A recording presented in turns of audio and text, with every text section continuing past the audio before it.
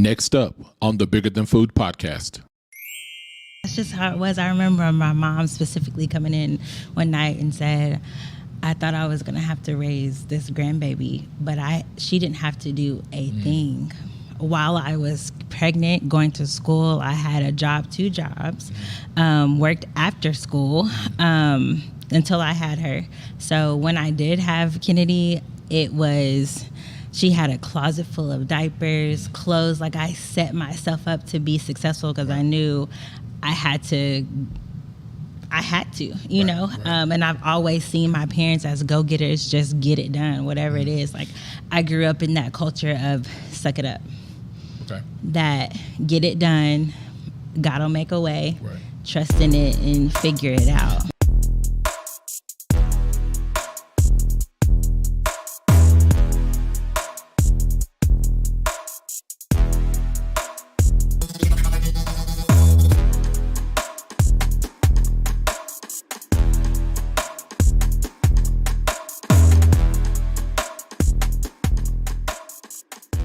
Ready? Yep. All right. Hey, y'all. Welcome to the Bigger Than Food podcast. I'm your host, Apollo Woods.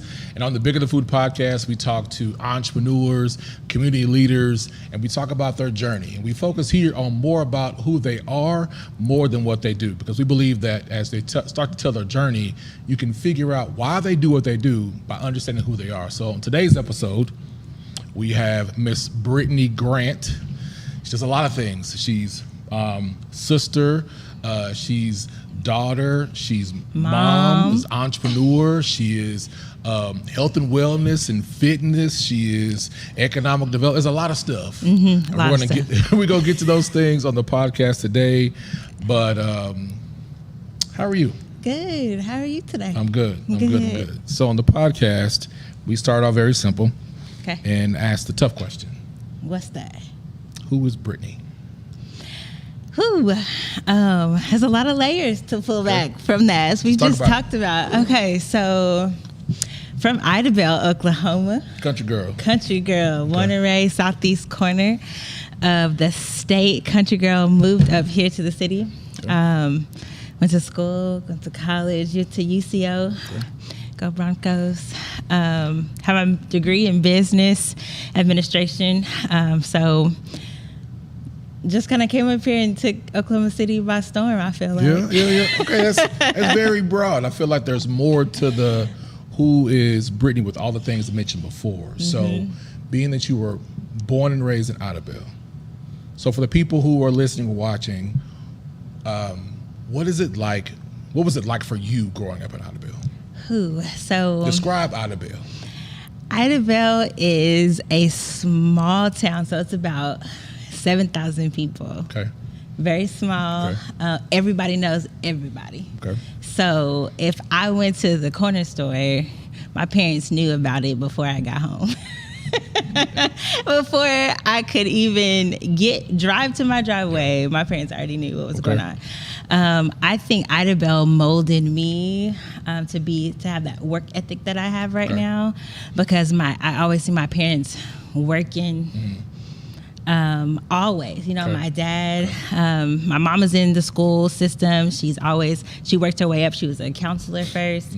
And then she became a teacher, or a teacher first, a counselor, and then assistant principal. So she's always moved her way up. My dad doesn't have a formal college education, but he has always been an entrepreneur. So he has his own business. Okay. He's a minister, so always helping people. That servant leadership is kind of where I feel like I have gained from both of my parents, the best attributes from them. From my mom serving the community with kids and teaching, and my dad in the community as a preacher and all the things, and watching them work. So I think that's kind of translated to what I want to do and what I have done with helping people. So you mentioned my fitness. That sounds good. So I feel like we gonna slow down the podcast. Right. So that's the but if I'm trying to understand like the spirit of Idabel. You talked about the spirit of like your parents, your immediate family. So when I think of Idabel, I think about people who are also from Spencer. I think about people like from Tatum, where my family is from, like small town, rural, farm-like folks that work hard, know everybody. Yes. The town shuts down when we have, sports. Yep. High school football, high school basketball. The stadium is packed. Like I said, everybody knows everybody. It's a spirit of community. Okay. Really. So that was big for me. Like we were growing up, in the church. If you did something, everybody knew about it. Everybody knew about it. Everybody had the opportunity to pull me aside and say something, like that. That's how I grew up. Okay.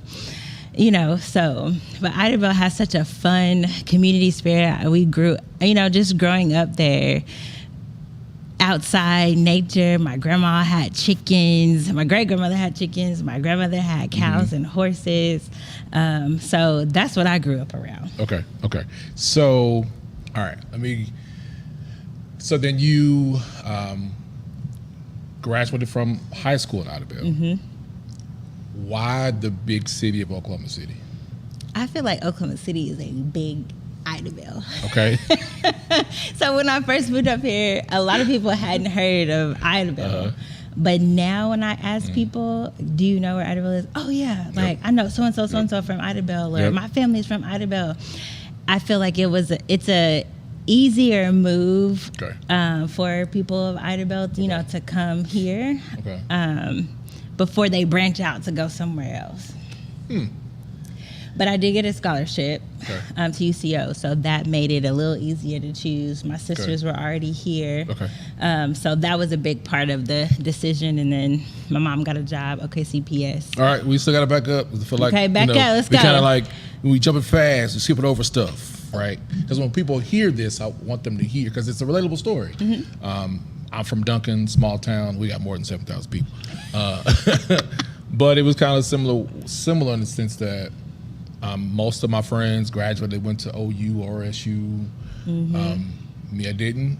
But moving to Tulsa at the same time was it felt like a small town too. And then moving back to Oklahoma City, kind of the same way, right? And when you move to a bigger place, to a smaller place, you're like, oh, it's really not that big. But then you would talk to people who are from a small town who moved to Oklahoma City, and they're like, man, it's so big, and the traffic. I'm like, it's really not that big. It's really not. So I did learn that moving up here. So in Idabel, you got to where you needed to go in 5 minutes. Yeah.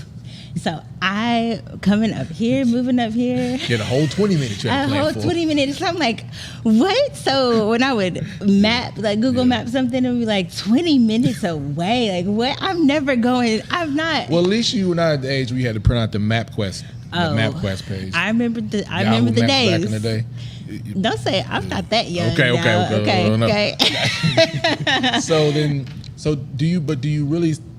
So like frame that place of when you're like, let's go back to when you're making the decision. No, you're from the comfort of the small town. Like, and in Oklahoma, a lot of people want to be around their family. And you decided that I want to make this leap to go, like to leave. Do you remember that place or that mind of where you were of like, man, I want something more. So I need to go to Oklahoma City. I want to go to school at UCO in Edmond. Do you remember that process was like for you?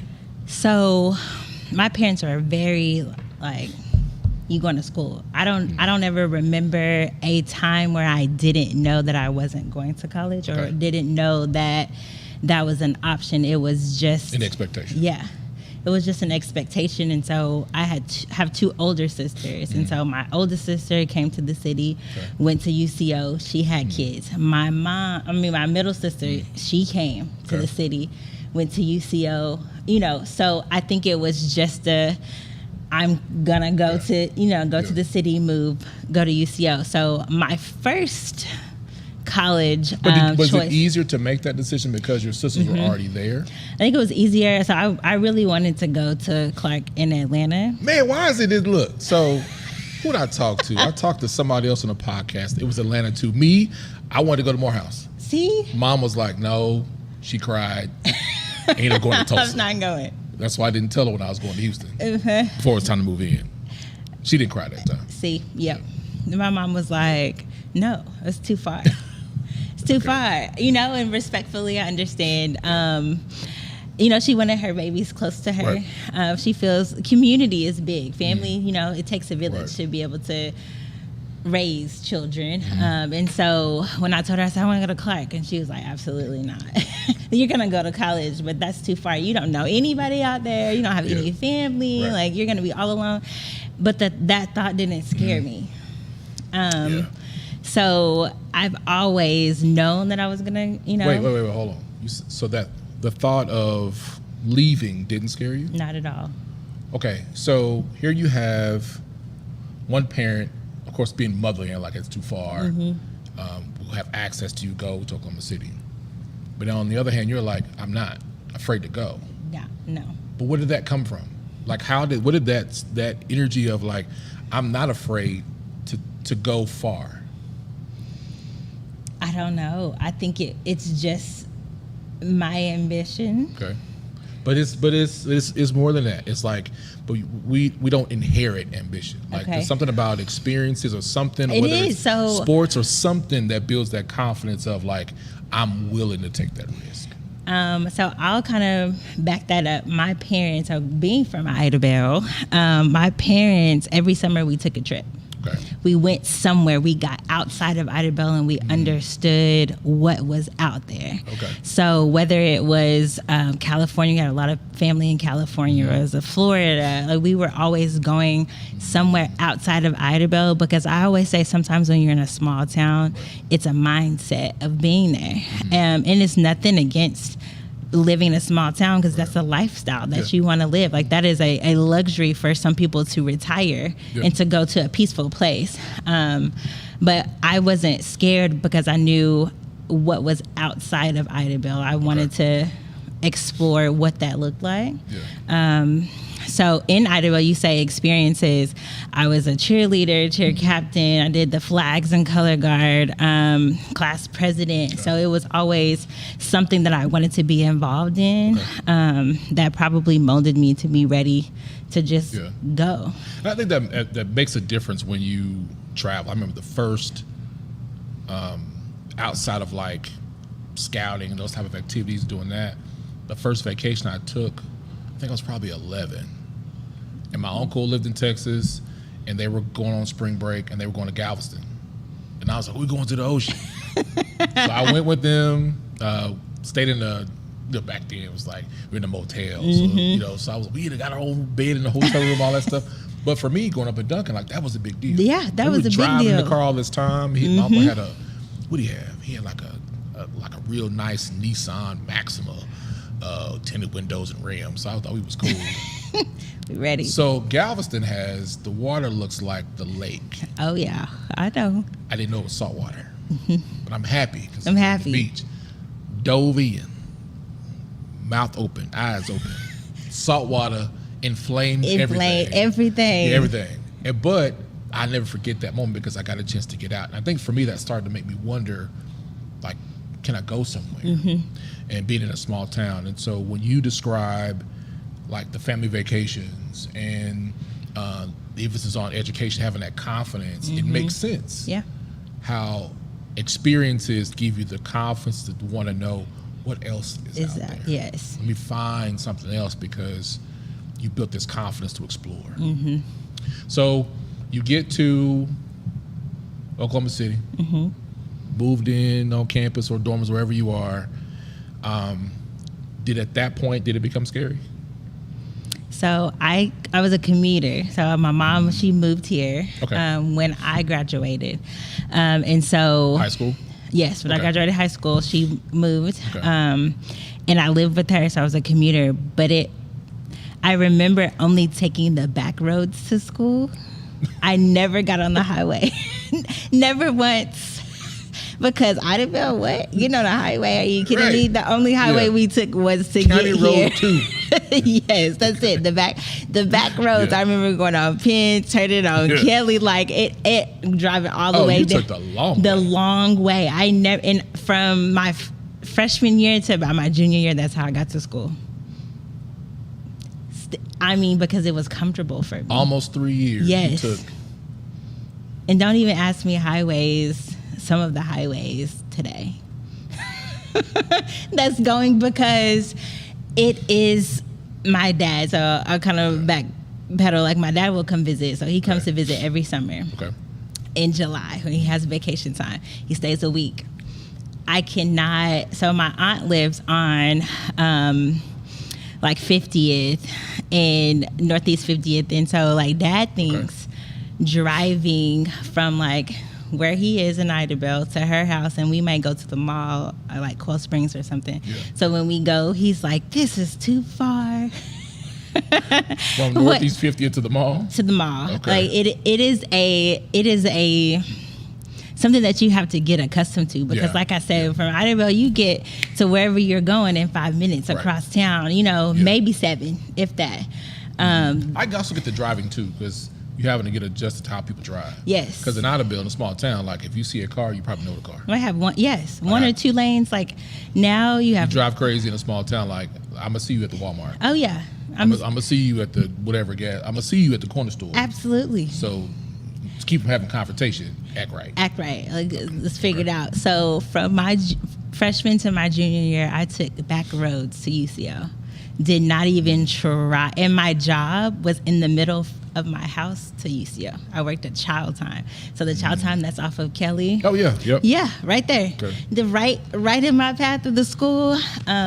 So if you think about that now, we could go back where I was going forward for a second.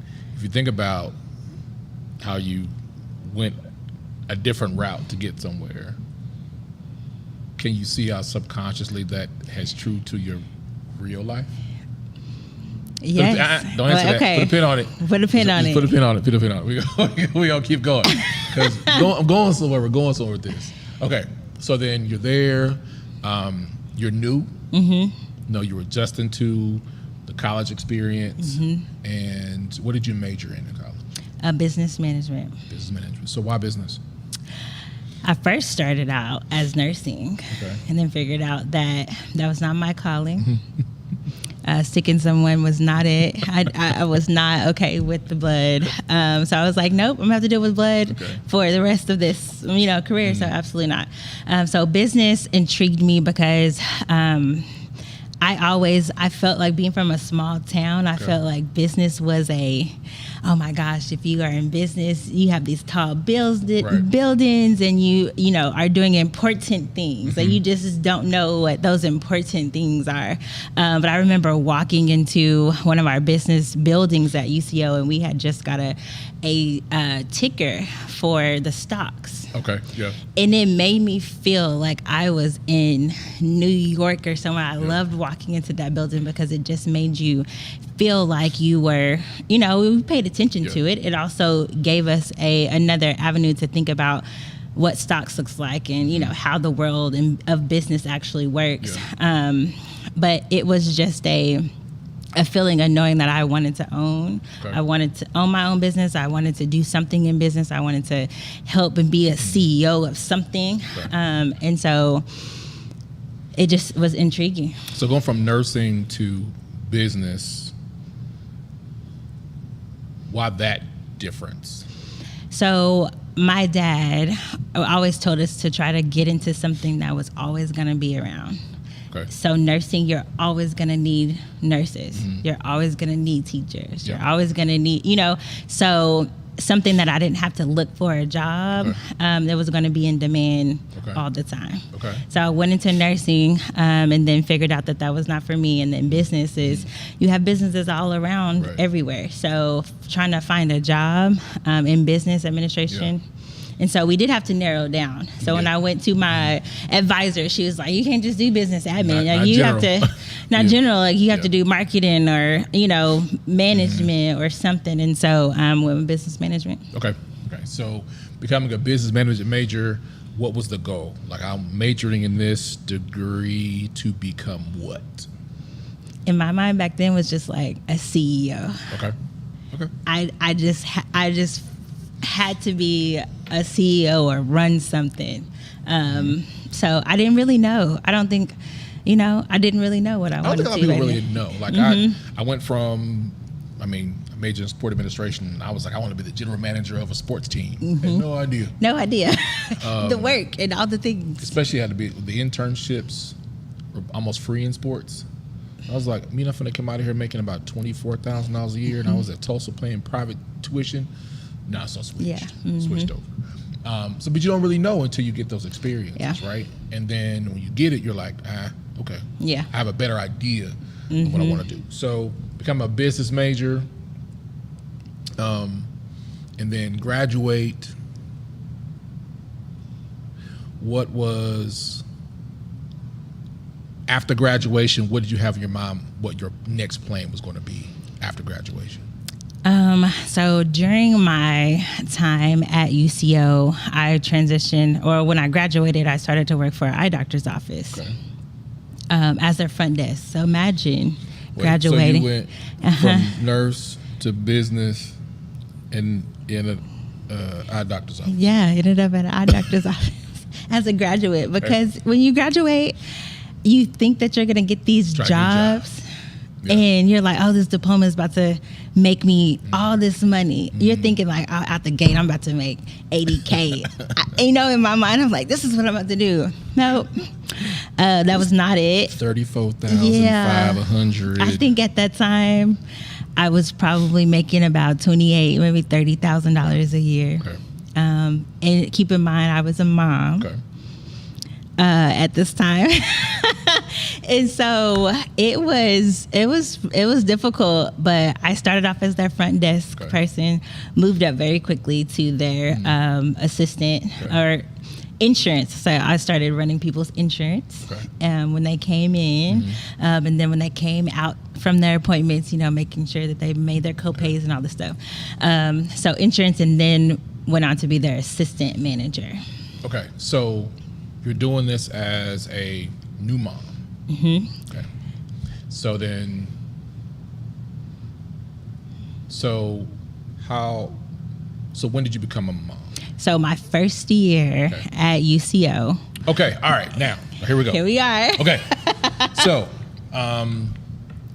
so through your undergraduate time, college undergrad time, you were a mom during that time. During that time, mom, going to school, having to make decisions. Yes. And it's like juggling these things, having to make a decision about where I want to work because you're having to support your baby. 3, all the 4? things. Yeah, so she was, so during that time she turned 2. I got married.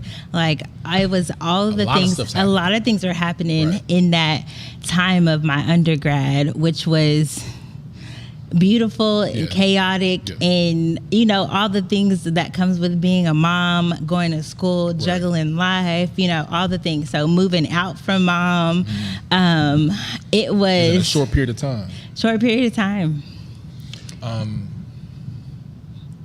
What was that like for you? It was late nights, reading history books to put my daughter to sleep. It was early mornings. I had to work a split shift, so the daycare that I worked at, worked a split shift. I would get there at 6 a.m. when they opened. My daughter would be with me. I went to school in the afternoons, like mid-afternoon, so I would work from like 6 to about maybe 11, went to my classes, came back to work until 6, 6:30, whenever our last kid took my baby home. It was homework, homework and momming at that point. So that was a lot of discipline. Had to create a structured environment for my daughter. Was that something that you felt like in that you picked up on quickly what to do? Was it, in my mind, I'm trying to correlate this back to growing up in a small town and the attributes, personas of Idabel, and I could be wrong, right? That just hearing you, it almost sounds like that this is something I got to do, doing it, right? Get my head down and do it. Yep. Am I wrong about that? Nope. That's just how it was. I remember my mom specifically coming in one night and said, I thought I was going to have to raise this grandbaby, but she didn't have to do a thing. While I was pregnant, going to school, I had a job, 2 jobs, worked after school, until I had her. So when I did have Kennedy, she had a closet full of diapers, clothes. Like, I set myself up to be successful because I knew I had to, you know? And I've always seen my parents as go-getters, just get it done, whatever it is. Like, I grew up in that culture of suck it up. Okay. That get it done, God will make a way, trust in it, and figure it out. Were you surprised when she came in the room and said that? Yes, because I thought that she knew that I was just gonna get it done. You know, I felt like she should have had more faith in that, but I'm young, you know, 19 years old. So, of course, she's gonna think that she needs to take care of this child. Be a mom. Yeah, just to be a mom, be a grandma. And, you know, everything was new for her because we just moved up here. She had just started with OKCPS. So everything driving for her, you know, like everything. So she's having an adjustment too? Yeah. Okay. While I'm having an adjustment to being up here, going to school and driving, she's doing the same. She's meeting new people, other principals, you know, leading a bigger team of teachers than, you know, in Idabel, of course, by default, it's smaller. So she's processing and going through all of these things as well. And I was up late one night and she just came in the room and Kennedy was sleeping. And she just said, I thought I was going to have to raise this child, but I am proud. So how did that make you feel to hear her say that to you? It felt wonderful in that moment because I knew I was doing what I needed to do. Like, it was late and she was just now making it in from her day, and Kennedy's bathed and she's sleeping, and I'm doing homework, you know, at the time when I did live with her. And it was a moment of, yes, I'm doing this right, my responsibility, and a moment of my mom's proud, you know, like you don't have to be a statistic at this point. Would you say that you are okay, how did you become that person to then to be this self-reliant person? Like, was that like, I got these, let me try to paint it this way. So talked to another friend of mine and she was talking about growing up in her community, and she had these visions and dreams of like things she wanted to go, what she wanted to do, and she focused on that. No matter what her environment was, she focused on like, I'm going here, I'm going to do these things. So she focused on that as the thing to do. Was that how you became the person of like, hey, this is something I got to do? In addition to like you're watching your parents in your environment, but did you have some type of focus where it was like, you know what? It's not ideal circumstances for me, not what I thought I was going to do, but it doesn't define me. Right. Yes. My mom was the first of one of her siblings to get a college degree. Okay. And so I knew that that's what I had to do. That was something that I wanted to strive for. I saw my sisters get their degrees, and it was just, you got to do it. So, like you said, put your head down, get the work done, and do it. So was it tough growing up, living up to that expectation? Oh, yeah. Okay. Oh, yeah. And so in Oklahoma, we have this reputation of people just not following through. There's all this, the negative, right? Don't follow through, don't do this, don't that. We don't do that here, kind of thing. Having that expectation of colleges, like it is the thing that you're going to do. Achieving your goals is something you're going to do, not just because of you, but you see your parents do it. How was that in your friend environment, in like whether it's in growing up in Idabel or wherever else, where maybe their environment wasn't as disciplined or the expectations weren't the same? Did you feel like that you were different? I didn't feel different because I knew that they could do the same thing if they wanted to, you know, if they had the desire. And I always encouraged, like, hey, I'm going to UCO. Are you filling out your college applications? Like, what are you doing? Where are you planning to do after school? And some people, you don't know what you don't know sometimes, right? Like, you don't know that you can go to school and have financial aid. Some people just thought, oh, I got to pay for school. It's going to be thousands of dollars. You don't know. If your counselors aren't talking to you, if you haven't had parents that have been through those situations, and I had friends that their parents didn't have a college education. But then we weren't really pushed to do trades either. Okay. We weren't pushed to say, hey, you can go be an electrician, or you can go work in, you know, from my standpoint. There could have been other, you know, kids who did, but... Well, I mean, it's like, go work at like inductors, like go work a Goodyear, go get a job at Fort Hill. Tyson, you know, Warehouser, where we were from for, I think it's International Paper, right? And stuff like that. Yeah, so those were the big employers there, you know, besides government and hospitals, whatever. So we had Tyson Food and Warehouser, which I think is now it's International Paper or something that's down there. So those were jobs that employed our community and kept it going. But I just knew I wanted to come to the city and go to school. But thinking about how, you know, your family took these trips to travel outside of Idabel for so many years, I can see why they would say, like, no, don't do that one, because if you take that job, you'll be here, right? And we want you to go, right? We want you to get out and spread your wings. Okay, so then get through college, after college, working, life is kind of going on, and let's see, say 25. Think about 25, the mid-20s time period. Where was Brittany at that point? Who was she then? I had just started working for a general contractor construction. So I'd done, after my job at the eye doctors, actually went to grad school.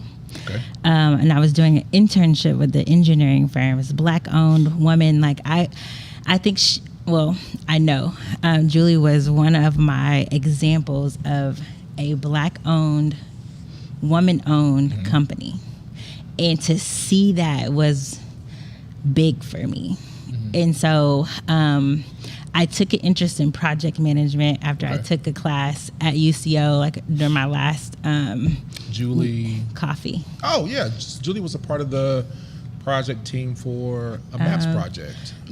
She's done a lot of work. I think it was I want to say it was Bricktown, the ballpark. One of those, but she's very active on those projects with MAPS. So she was my first. So I started doing, had an interest in project management, just trying to figure out timelines and schedules, and all that intrigued me. Like if it rains one day, we have to figure out how to bring in the next contractor, and all of that, being busy and the same work but different every day, that was intriguing to me. And so Julie, I started working with her as an intern. And so she was doing construction management and had some people working underneath her, and some work at Tinker, and like you said, like MAPS projects, like all the things. So it was like I was seeing the world from a different view, because now I'm riding with her in her car, and we're going everywhere around the city. So now you're seeing how these buildings and projects are coming together. But before that, where was I?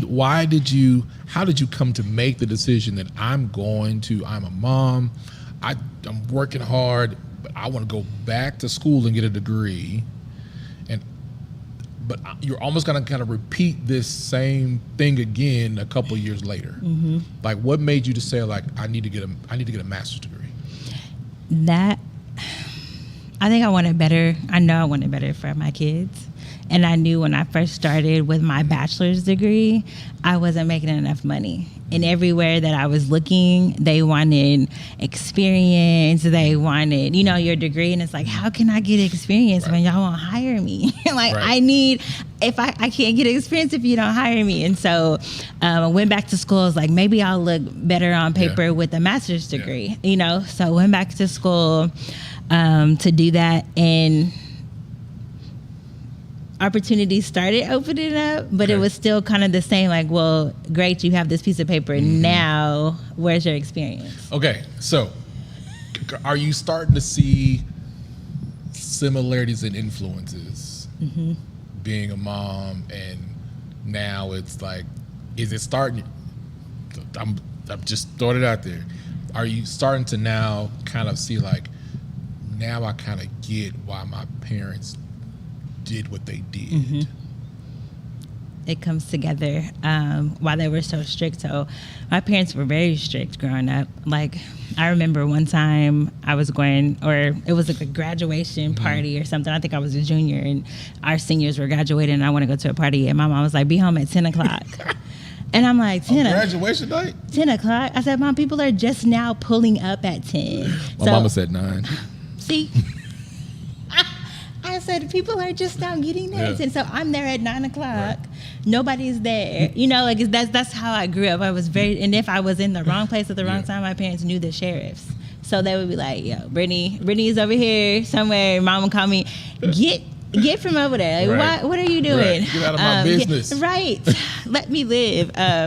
So grew up in a very structured home. So I do feel, and I find myself doing the same things with my kids.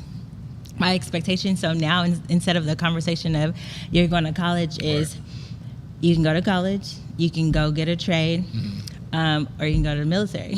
You know, so it's like you're going to do something, start a business. You can be an entrepreneur. Like, we can start exposing our children to different things because our world is a little different now. And so, you know, all of my kids may not want to go to college, and I'm okay with that as long as you have a plan to do something. My mom always said, you ask me for something, come with a plan.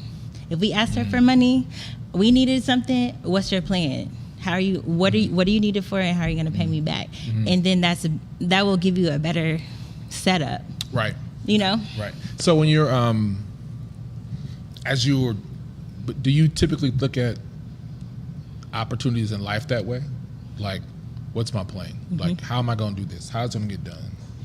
How does to use that in a way to help guide you on the decisions that you should make? Yeah, it does. So I have 3 mentors that anytime I make a life-altering decision, I run it past them, and it has to be a 2-1 vote or all vote or, you know. Right. So it's always a plan, always something.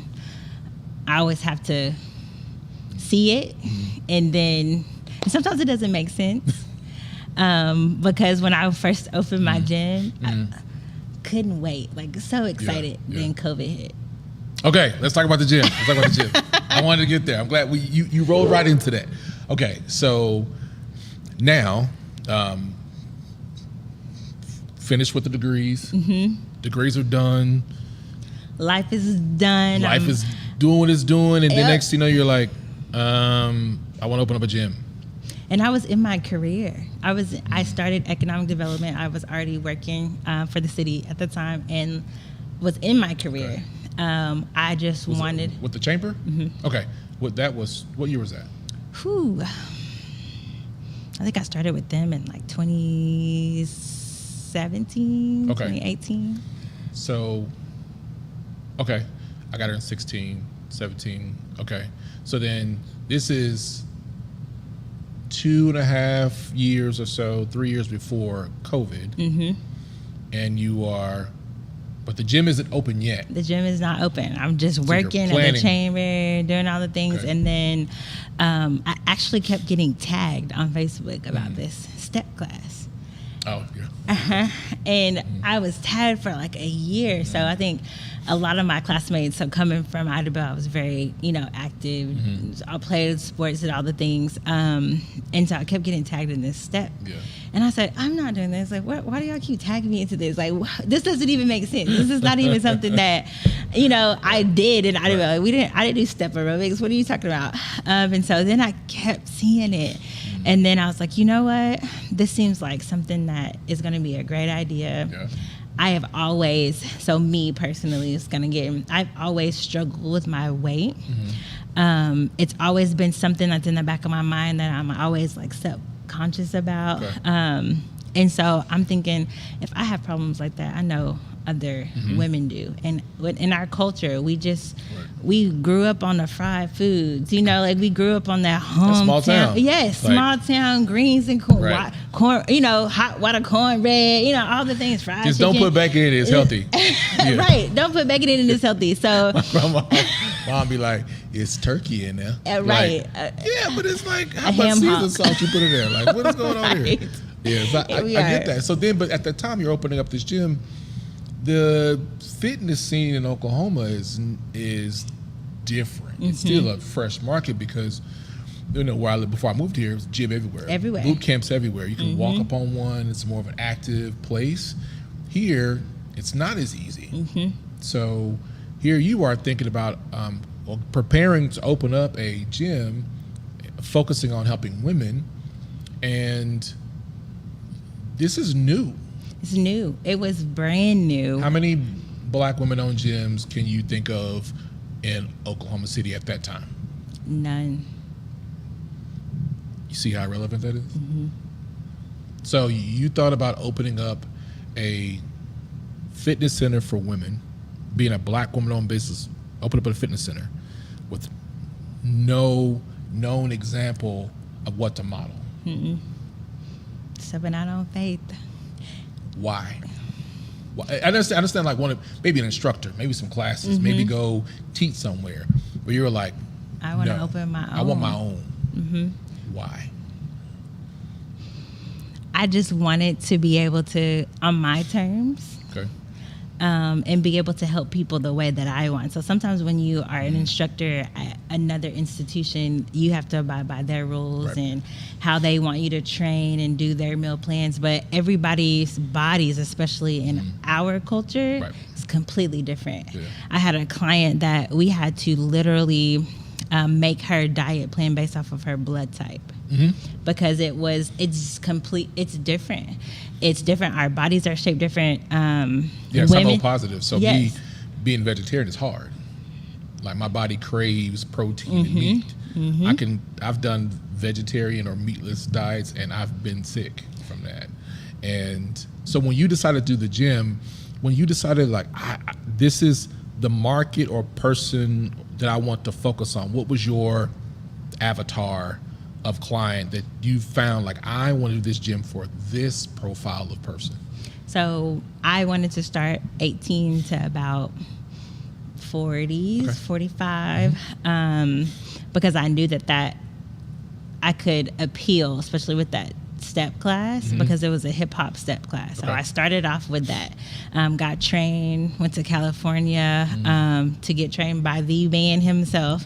That's over extreme hip hop. And so Phil, shout out to Phil. Phil is all over the place. He is all over the place. And so he has a twin brother, right?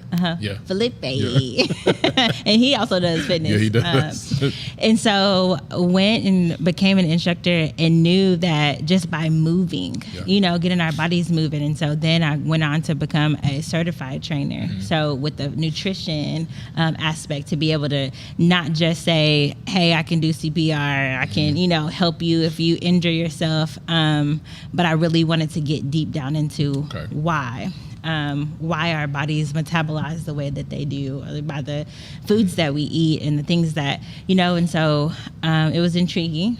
It was something that I could do with my kids. So my kids would come and they would step. And so they saw their mom opening a new business, a small business. And so it was good. So you're modeling what was modeled for you. Were you consciously aware that's what you were doing? No. But you were like, hey, you're going to come and be in this gym. Yes.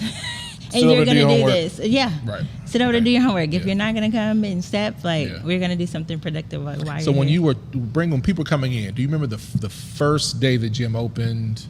Before that, how did you prepare for the first day open as a entrepreneur? So I had some mock classes. Okay. I brought some people in.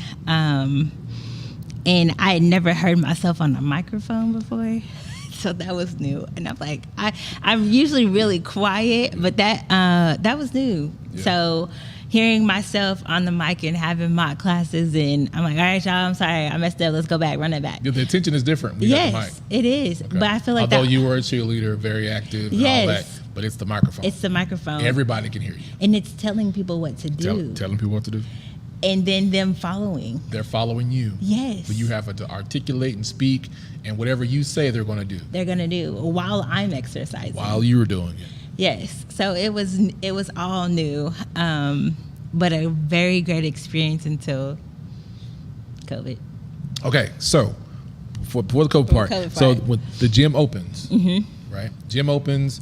Do you remember the first class inside your space? Yes. What was that feeling like? It was wrenching. Like I was nervous, but I was also very proud. And my first class was of family and close friends that, wanted to come out and support me. We were doing, marketing, but I really wanted that first class to be tight-knit just in case I did mess up. They would give me some grace, and I messed up a lot. But it was a great feeling because I remember turning off the lights as we were leaving, and I'm like, this is mine. This is something that I own, and I'm helping people. So what did you learn from that experience as an entrepreneur?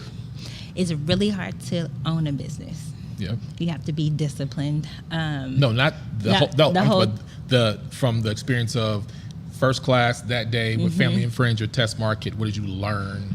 What did you learn about yourself from that very first, test class? That I was more confident than I gave myself credit for, and that this could actually work. That this could actually help people. I could actually do this. That was my first driving off. Gosh, this is really happening. So in testing the market, you found a niche in the market that was needed. You saw the need, you met the need, you filled the need. You tested it out with people that would give you some grace, right? And their response. But from that experience, what you got was that extra boost of confidence that tells you, you can do this. This is what people want. So then after that, this is before COVID. We're not going to give credit, COVID a whole bunch of credit. Not gonna give credit, no COVID. But after that, what was the after that? What do you feel like that inspiration gave you, that energy gave you to continue to use that similar model to get more customers into your classes at your gym? Results. People were seeing results. And so when I started seeing people see results, they would walk in, I'm like, girl, you looking kind of, slim today. And then in my mind, that opened up new challenges, because I had been to a boot camp before. Really hard on your joints, you jumping around doing all the things. Nothing against people who do boot camps and all the things, because it works for some body types. And I started seeing results. I'm like, oh, we used to do challenges. We did challenges, and then we took before and after pictures, and we had a meal plan. And so then I started incorporating those things, hey, girl, let's get a picture. But and when I got new clients, I'm like, let's do a before picture right now, because once these next 6 weeks are going to be, you're going to notice, you're going to notice, but people need to see it, let's take before and after pictures and get you. And they need to see it for themselves. Yeah, absolutely. You feel it, clothes start fitting looser, but then you see yourself every day, so you don't know what you look like. And so I had some women that would be like, oh my gosh, I see this huge difference, or this roll on my back is gone, or something is going down. Clothes fit different. Yes, clothes fit different. Clothes. Your energy Shoes level feel smaller. Yes, girl, I'm not breathing going up the breathing hard going up the stairs anymore. So it was those little differences of like my strength is now different. Like I pick up my baby carrier like instead of my arms hurting and stuff. And so it was a good feeling, and you're just learning. So if you take that lesson, what did you learn about those lessons when it comes to introducing something new to people? I think people have to be willing to step out of their comfort zones. Mm-hmm.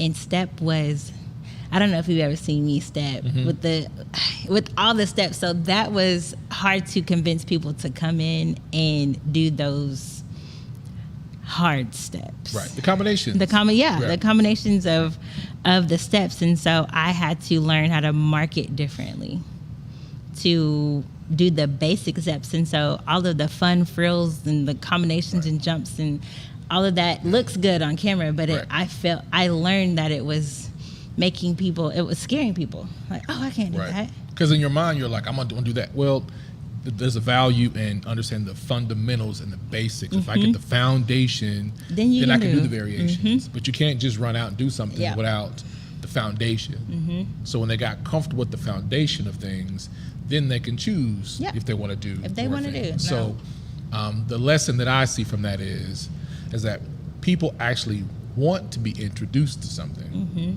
and they are receptive to something new. But you have to learn to articulate it in a language where they can see themselves do it. Absolutely. And I think that's the biggest message that I get a lot about in Oklahoma is that how can you strive to be something you've never seen? If you've constantly seen things start and stop, well, then why don't you do the thing that shows them I'm consistent? Yeah.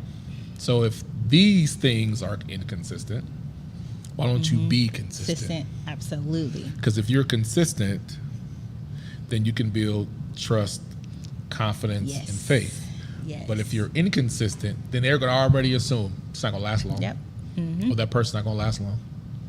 Let me stop because I'm actually in my head. I've already kind of skipped to where I'm not trying to get to yet. Okay. Where are you going? No. Okay. So you have that experience as you're working and you're in the economic development space of things. So you were nursing major, became a business major, got into project management, saw projects. At the same time, entrepreneur, fitness person, getting in that world. And then economic development happens somewhere in that space and time. Why economic development? Because I started seeing the development. So when I worked with Julie, I started seeing the real estate happen, people buying land, building on that land. And then I started thinking about how do you build? That was still 2017-ish or before 2017-ish. How do you start building? So from Julie. So this was post what we call the revitalization efforts, 2012, 2014 on the east side. So this is a few years later, a lot of conversation, a lot of talk about development. Gentrification is on an all-time high. That's debatable. Yeah. There's not a lot of activity going on in the Northeast Quadrant at that time. Correct. And you are entering the world of economic development. So you're seeing things being developed. Yes. You're seeing things grow, but then you're also seeing things stay the same. Okay. In our community. Right. So that helped with understanding. So working with Julie helped with understanding the development side. Right. Then I went on to work for a general contractor. So this is still economic development, but it's still showing me general contract work. So working trades, understanding pockets of the city that I hadn't seen before, because now we're building all over the city. Then fast forward, get into economic development, and I now understand the real estate part. I understand the building infrastructure of what that looks like. I understand some parts of that workforce that goes into that.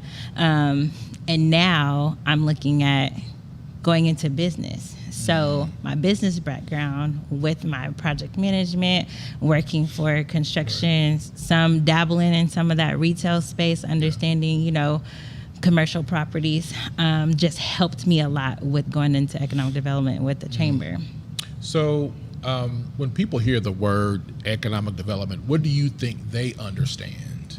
When you talk to your friends, as regular people, you're like, I'm an economic development specialist, and they're like, looking at you crosswise. It's so hard to explain because everybody has their different definitions of what economic development is. So we have education partners that absolutely feel like they're doing economic development work because they're teaching our next workforce. That is economic development work when you're building our next, like you said, we're training our next workforce. We have career tech partners. They do. How would you define, in your own definition, how would you define economic development? It's the growth of cities. It's the growth of communities. It's the growth of specific districts. It's building. It's workforce development. It's education. It's all of those components that build equity.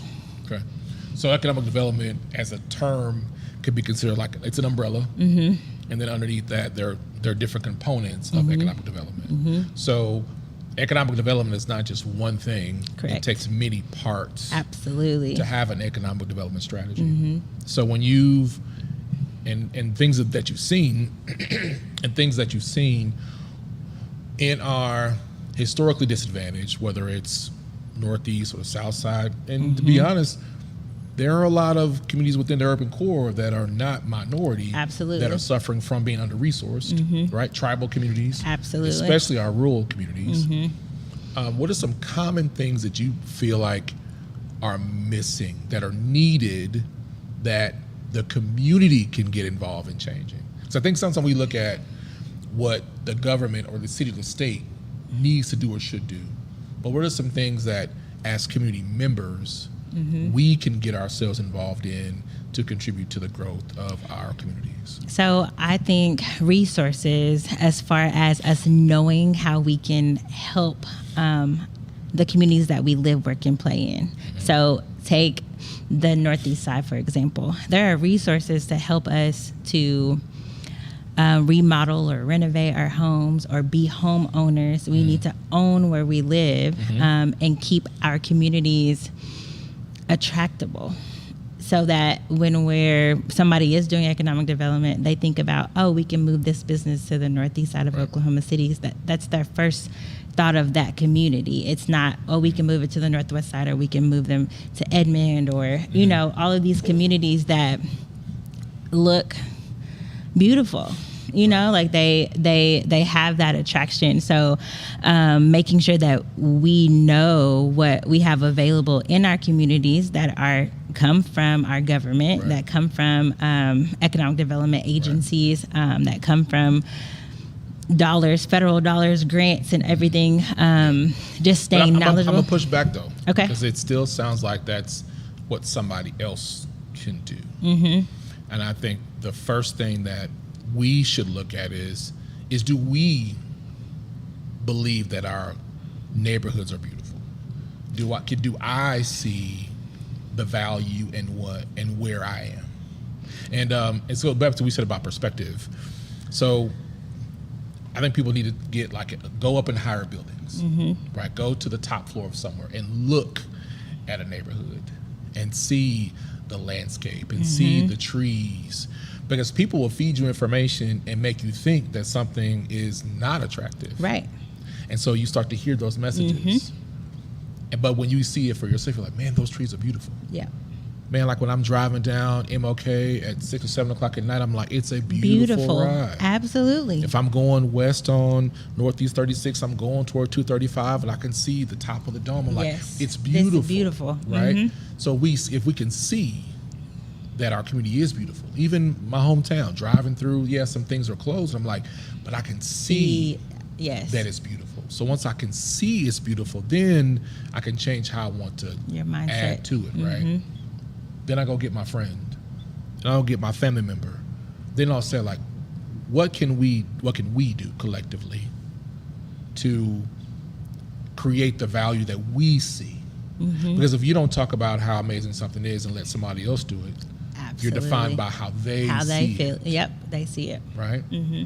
So, and so I wanted to just to push back a little bit in that perspective, because I think when we start to see how beautiful something is, then I can say, hey, you know what, Brittane knows these resources. Let's connect the vision that we have for preserving our communities and our businesses, and that vision to match with those resources.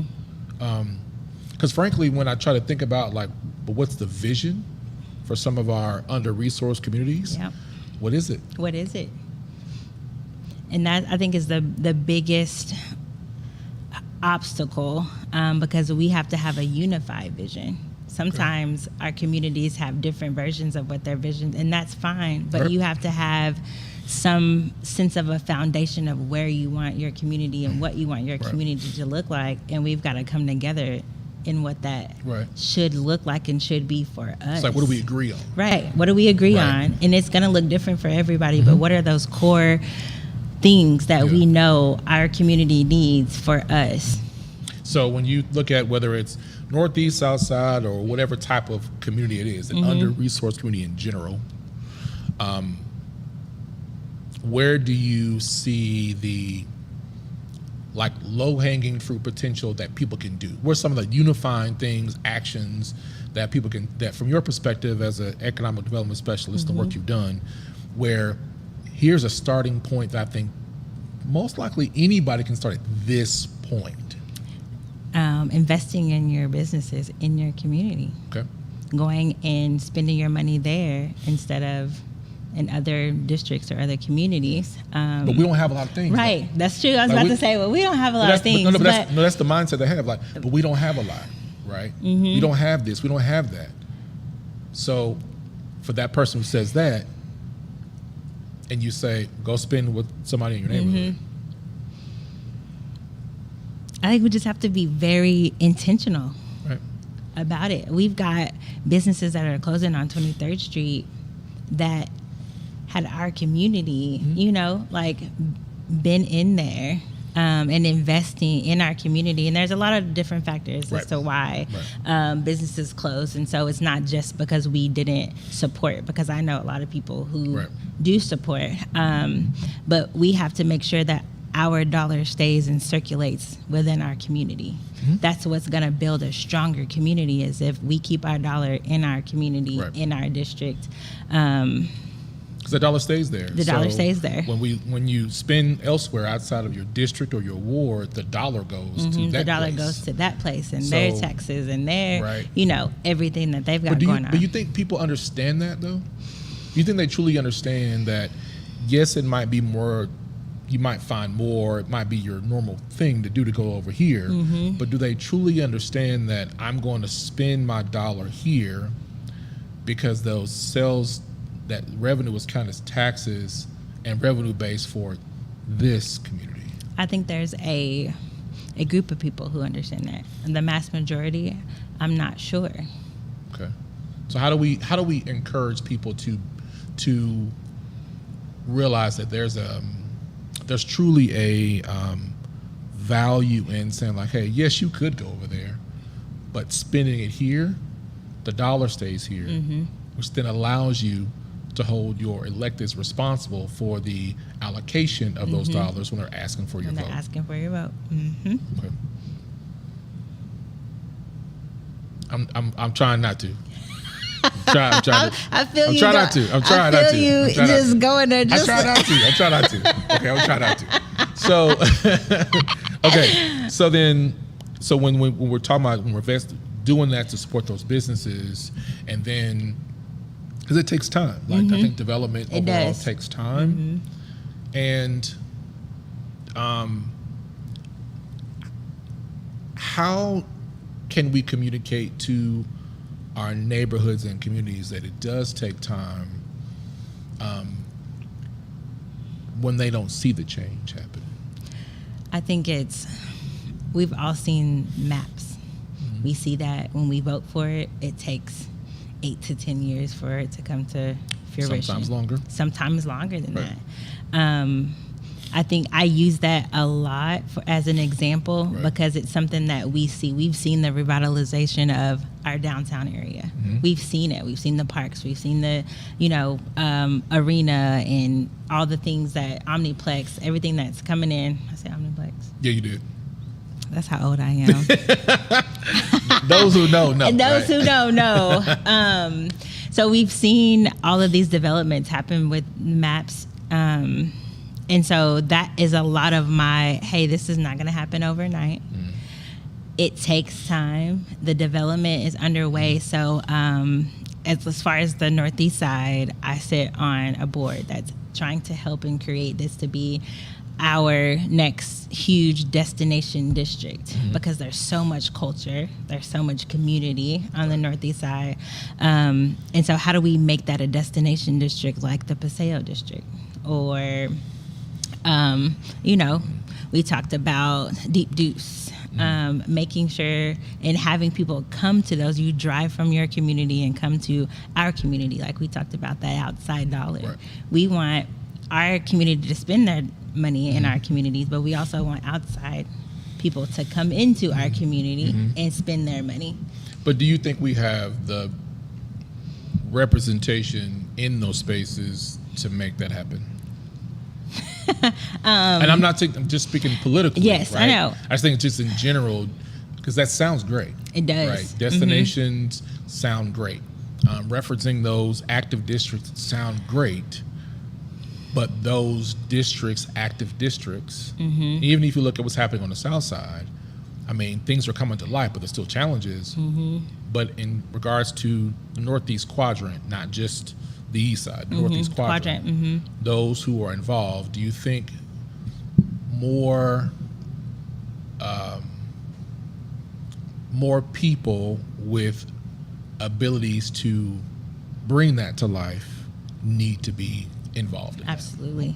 You need to be going to your chamber meetings, to understand what's going on, what developments are happening, what businesses are bringing in, Department of Commerce, State Chamber, the Alliance. They all have information on what these districts look like and how they want them to look, what their strategic plans are. And so we have to be in those conversations. And if we're not in those conversations, then the district is built how other people see it and not for us and how we want it to be.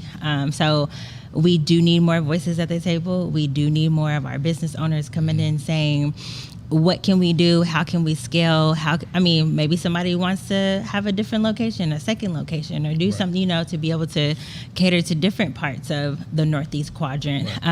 We absolutely need those voices to be at the table to say, this is what our community needs and wants. Right. And I think having a clear vision where everyone understands the direction you're going is important. Yeah.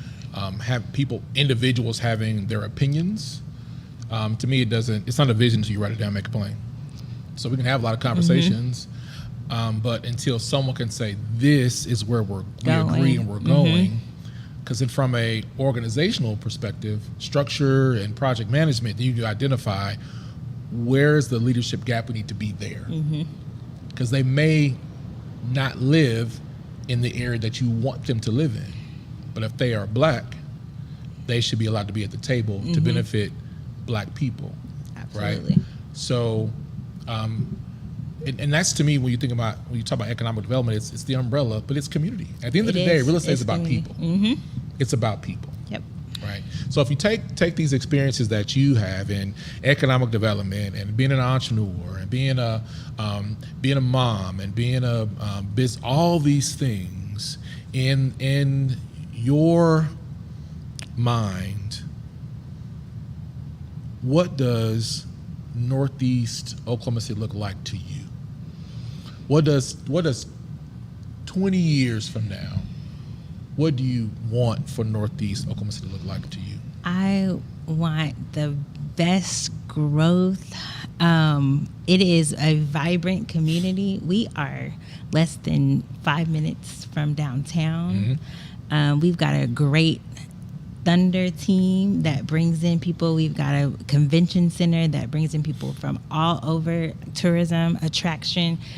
Our community needs to be the next destination. It needs to be to house all of the culture, the businesses, attraction, of all types of industries within that quadrant. It just has to be. My vision to see that is for that community or this community to be vibrant, to be the next big district. Next big so let me go and destination. get to it, because I'm trying not to make this a political conversation. I knew you was going there. We'll give you a few That's minutes. why I was stumbling trying to figure out how to say it. Right. Okay. So you are running for an elected a state position, elected position. And what seat are you running for, and why did you choose to run? I'm running for House District 99. I don't think they can hear you. I am running for State House District 99. Better say it with your chest, because I don't want. Say it with your chest. I don't want to hear it from somebody that's probably gonna call me or text me after this that you didn't say it with your chest. I am running for and you Oklahoma know who I'm talking about. State. TT. TT. State House Rep for House District 99. Okay. Why? That's a big deal. That's a loaded question. For all of the things that I mentioned and some, our community deserves someone that is going to show up for them, someone that's going to be the voice for them in the midst of all of the development that's happening. But because if we want to, however we look at it, if it's gentrification, if it's revitalization, whatever the word that you want to, you need someone that specializes and understands what that development looks like, that can guide you through that process and be the voice for the community. Whether we feel like bike lanes are a good thing or they're not, they're there. Right. We want to make sure that I want to make sure that I represent the community in a way that we keep our culture there. Our community's needs are met. We have a food desert.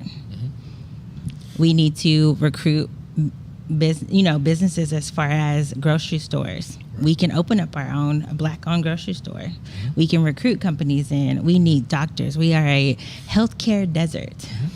There are so many things that I have experience in as far as economic development, and hearing the conversations at the table of what our leaders are doing. And we want to make sure that our culture, our community, that there's a voice that's actually for them at the table that knows what's going on and can speak for them. When you say culture is people.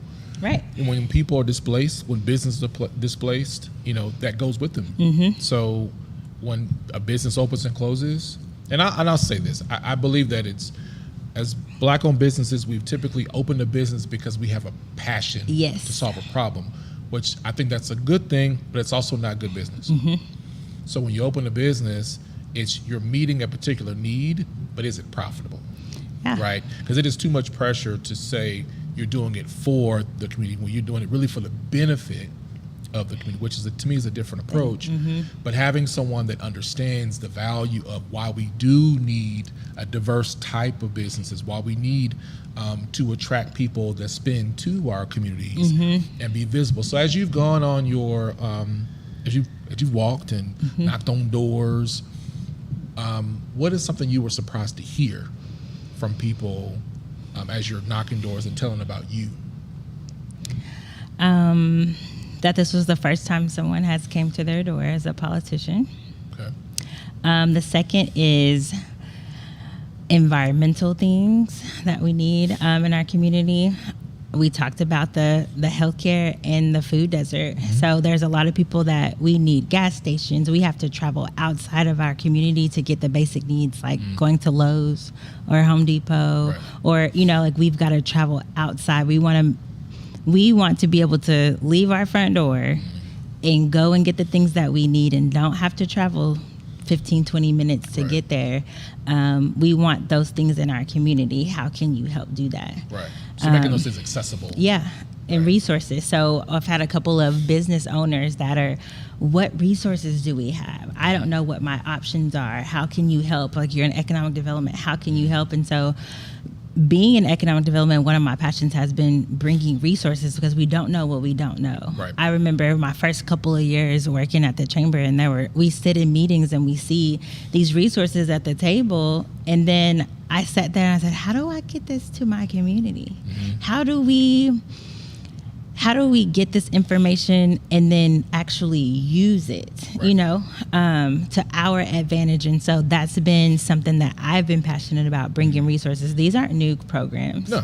These aren't new programs. They're funded. Our legislators, they fund these programs.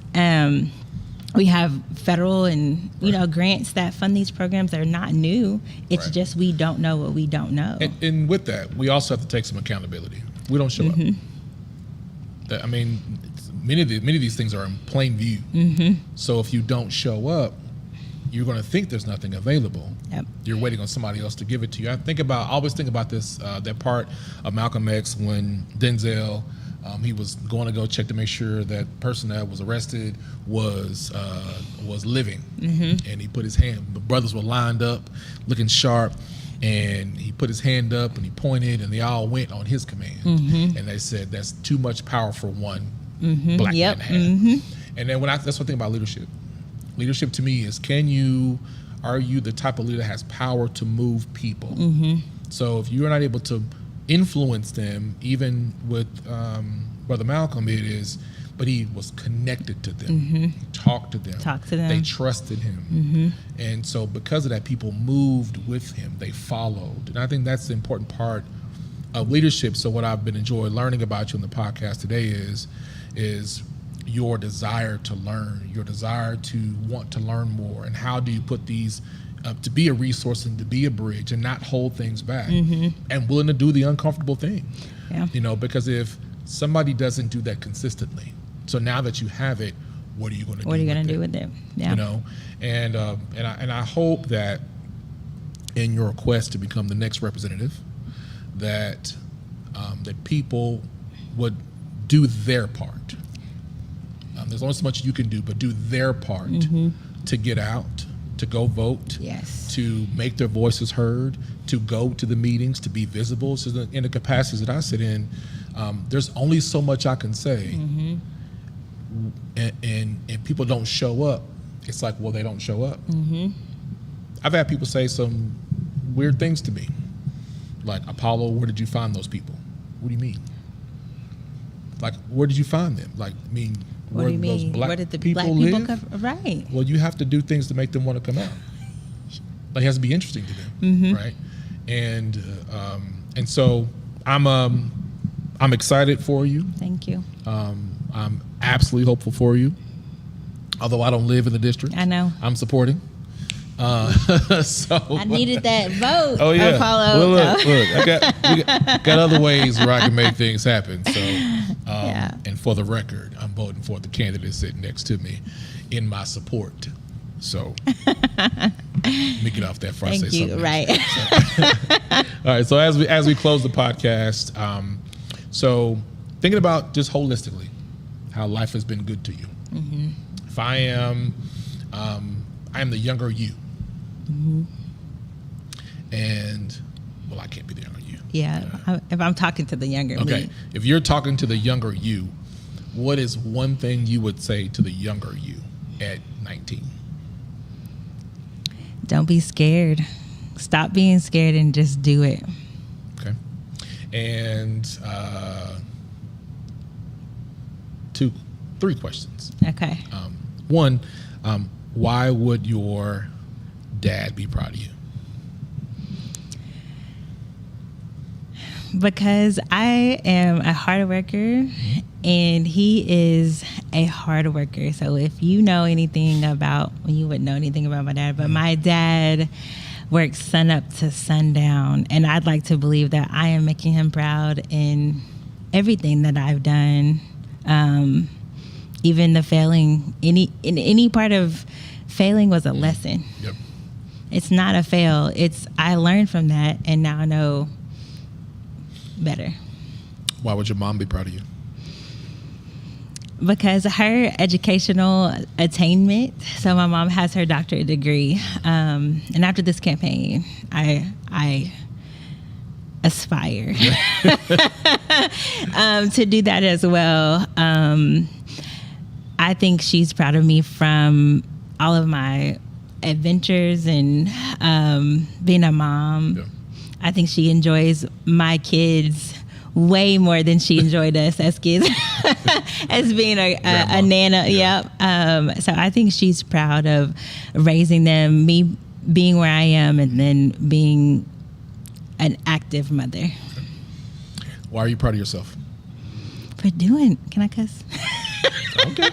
I'm just saying, no.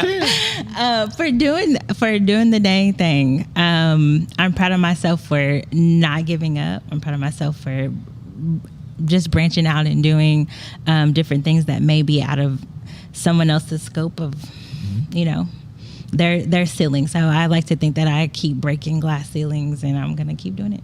Awesome. Well, thank you for joining this podcast episode. For having me. Thank you for sharing your journey with us.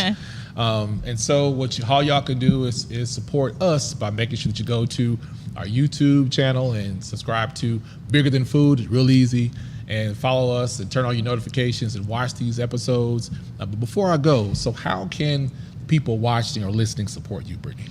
So my website is bg4hd99.com. We have days of action. You can donate to the campaign. You can share. Sharing on Facebook is so easy and free. On social media, Instagram. So Brittane Grant. So my name is spelled different. It's Brittane.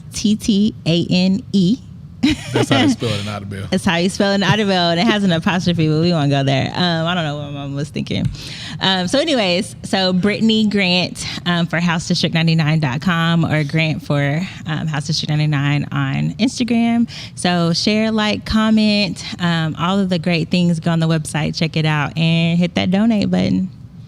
Y'all heard it. And make sure that you are intentional with how you spend with the Black-owned business today. Thank you for joining the Bigger Than Food podcast. We hope you found inspiration in stories shared today. Remember, it's the courage to take action that drives real change in the world. Be sure to subscribe to the Bigger Than Food podcast for more conversations with movers and shakers who are shaping our tomorrow. Until next time, keep dreaming, keep believing,